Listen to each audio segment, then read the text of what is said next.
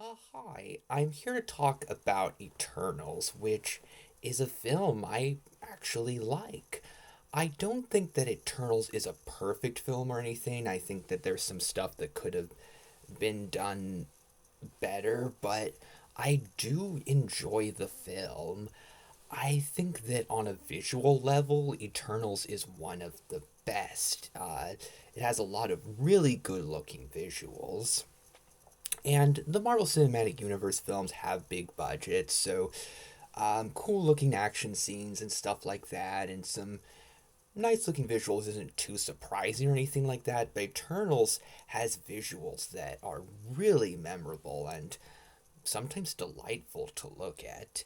And I do enjoy the characters. I think that Cersei is a really likable protagonist. I enjoy the character. I think that Thena is really cool, and I do think that the Eternals ensemble works. I think that none of them are terrible. I think that even the ones that do some bad things are at least interesting characters. So there isn't anybody that is really annoying to watch, in my opinion, or anything like that. I do think that there are some really fun characters, and there's a good mix of serious characters and humorous characters, and so I think there's a good balance of serious and playfulness being on the film. And I think that Cersei is one of the better Marvel Cinematic Universe protagonists, which I don't think a lot of people will agree with. But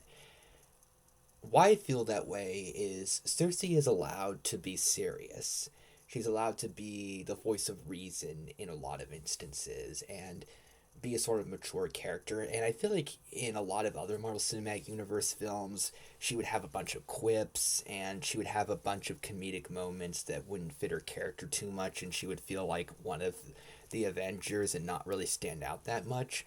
But I think because there are some comedic characters in Eternals, that Cersei didn't have to have a bunch of forced comedy. She's able to be the type of protagonist that she should be, and I really enjoy that about her. And Thena is a character that has a few little comedic moments, but she's also a very serious character. I do think a problem with Eternals is when there's so many characters in the ensemble, it's hard to give a lot of focus to everybody. And it does get a little hard at points to know, are we supposed to care about some members of Eternals, or are they just kind of there for comedy relief or to kind of fill up the group? Because it does feel like that with certain members of Eternals, where some of them we really get to know, have interesting storylines, good character stuff. Others feel like they're a little bit more in the background, or they're taken out of the main story too early. So their screen time feels somewhat limited, and it feels like they aren't as heavily involved in a lot of the big action moments and a lot of the big plot moments as they should be. So it does feel like there are some wastes of potential, but at least a lot of the stuff that does get a lot of the big focus and a lot of the characters they get focused on are really interesting. And I did care more about what was going on in Eternals than a lot of previous Marvel Cinematic Universe films, uh, because I cared about a lot of the characters and I was visually interested in what was going on.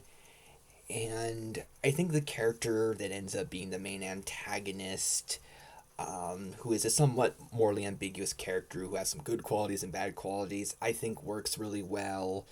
There's another character that feels closer to being a villain that isn't the most interesting. But there is a lot of really interesting, fun stuff in Eternals, and it does work. It is a film that didn't stick in my memories as much as some other films that I really enjoyed.